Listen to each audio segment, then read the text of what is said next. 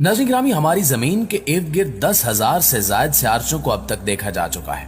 जो या तो हमारी जमीन के करीब से गुजर गए या फिर इनका रास्ता तब्दील हो गया। लेकिन कहा जाता है कि लाखों साल कबल एक सियारचा ऐसा भी था जो जमीन से टकराया था और उसके नतीजे में डायनासोर्स का खात्मा हो गया था, जैसा कि हम अपनी एक वीडियो में तफसील से भी बता चुके हैं। लेकिन आज की वीडियो में हम एक ऐसे सियारचे की बात करने वाले हैं जो हमारी जमीन से टकराने वाला ही था, लेकिन नासा ने कमाल महारत का मुजाहरा करते हुए उसका रास्ता बदल दिया। आज की वीडियो में हम जानेंगे कि उसे रास्ते से कैसे हटाया गया और अगर वो हमारी जमीन से टकरा जाता तो कौन सी तबाही होती, और जब डायनासोर्स का खात्मा हुआ था तो कौन कौन सी तबाही देखने को मिली थी। नाज़रीन ग्रामी, एक दिन पहले की बात है जब एक खतरनाक सियारचा तेजी से जमीन की जानिब बढ़ रहा था और सिर्फ 10 लाख किलोमीटर की दूरी पर था, और अब ऐसे लगने लगा था कि जल्द ही ये बड़ा पत्थर जमीन से टकराकर बड़ी तबाही का सबब बन जाएगा। मगर दूसरी जानिब अमेरिकी खलाई इदारा नासा भी पिछले 2 साल से इस पर नजर रखे हुए था और इसका रास्ता बदलने के बारे में सोच रहा था। ये सोच उस वक्त हकीकत में बदल गई जब नासा ने खला में एक तजुर्बे के दौरान इंतहाई महारत और कामयाबी के साथ अपना एक खलाई जहाज उस सियारचे से टकरा कर तबाह कर दिया। नासा इस मिशन के जरिए यह जानना चाहता था कि एक बड़े हुज्जम के खलाई पत्थर को जमीन से टकराने से रोकना कितना मुश्किल हो सकता है।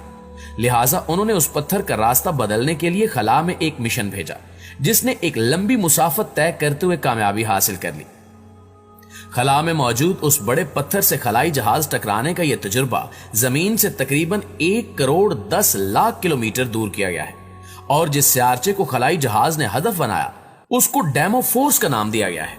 जबकि इस मिशन को डार्ट मिशन कहा जाता है। अमेरिकी खलाई एजेंसी नासा का कहना है कि इस मिशन के बाद अब यह खलाई पत्थर जमीन के टकराने के रास्ते या मदार पर नहीं है, और ना ही यह तजुर्बा इस पत्थर को हादसाती तौर पर या गलती से जमीन की तरफ भेजेगा। यह तजुर्बा बरतानवी वक्त के मुताबिक परसों रात 12:14 पर किया गया, जब नासा का खलाई जहाज उस सियारचे से जा टकराया, और इस सारे अमल की उस खलाई जहाज पर मौजूद कैमरे से अक्सबंदी भी की गई।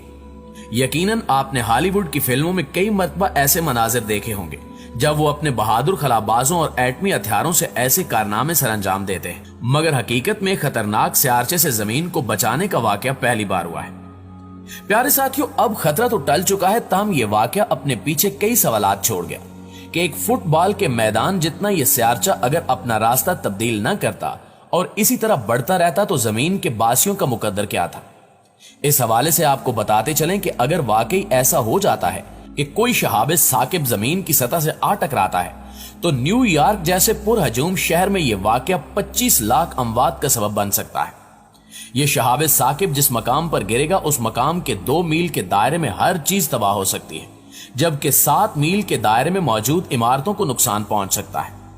एक इम्कान यह भी है कि खला में भेजे जाने वाले इंसानी मिशंस की बदौलत ये पत्थर ताबकारी से आलूदा हो, लिहाजा ऐसी सूरत में ये ताबकार पत्थर जमीन पर गिरते ही आधी से ज्यादा आबादी को चंद लम्हों में फना कर सकते हैं।